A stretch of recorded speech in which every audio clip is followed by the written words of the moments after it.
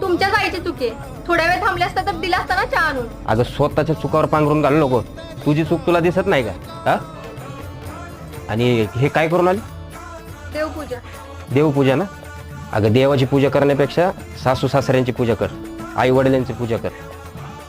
अगं आई बाप सासू सासरे झाडाची सावली आहे ग, आणि ते जर गेले ना की ऊन आपल्याला सोसावंच लागलं. अगं आधीचे सासू कशा होत्या, आपल्या सुनांना किती छान आहे. माझी आई तर तशी वागते का तुझ्याशी? अगं तू लांब राहिल्यावर मला बी नाही राहावं. तुमच्या दोघींच्या भांडणात मी वाटला जातो. अगं घराचं सुख बाईच्या हातात असते. बाई खुश तर घर खुश. हे तुला कळलंच झालंय. ताई बरोबर आहे दाजींचं. तुझीच चूक आहे. तू असं नको करायला पाहिजे होतीस. त्यांची आई ती तुझी आई. आणि दाजी तुम्ही पण असा हात उचलू नका. समजावून सांगा तिला, तिला पण समजेल ना. अगं मी तुमच्याच आईची